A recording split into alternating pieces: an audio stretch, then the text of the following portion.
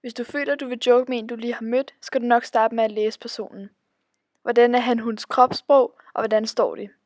Ser personen usikker ud, står de muligvis med hænderne op foran ansigtet, når personen snakker.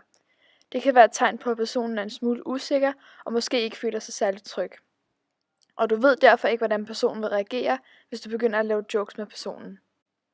Her skal du mærke efter og føle hele situationen. Er personen tryg ved de personer, der er der, og hvordan er personens forhold til rygning og alkohol?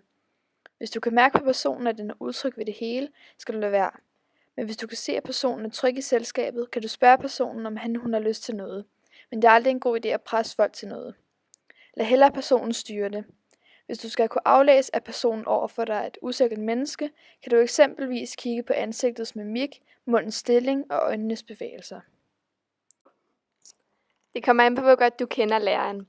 Har du haft ham eller hende i lang tid, og er du tryg ved personen, og hvis du ved, at personen kan tage det, og det ikke støder personen, kan du godt svare lidt flabet igen, men på en måde, så du viser, at du ikke mener det seriøst. Hvis personen er meget følsom, skal du nok bare holde det for dig selv. Hvis du ikke ved, hvad du skal gøre første gang, du møder en person, altså om du skal kramme eller bare give hånden, kan du afvente, hvad den anden person gør.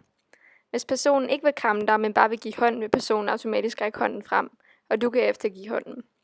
Et håndtræk er altid den bedste mulighed, hvis du lige har mødt en person.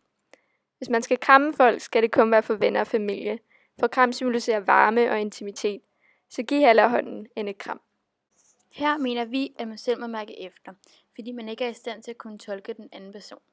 Det kommer meget an på, hvad beskeden indeholder, så derfor mener vi, at du skal tænke over situationen. Det er aldrig smart at skrive med en, du ikke kender, for du ved ikke, hvem der sidder bag skærmen, og de kan udgive sig for at være nogen, som de egentlig ikke er. Hvis du ved, at personen kan klare kritik, så kan du sagtens sige din ærlige mening om tøjen. Men hvis du ved, at personen vil reagere voldsomt og måske blive såret af det, skal du måske bare vælge at lyve eller prøve at undvige spørgsmålet. Eller hvis du ved, at personen ikke kan tage det, kan du måske sige, jeg synes den er flot, men den anden klæder er bedre.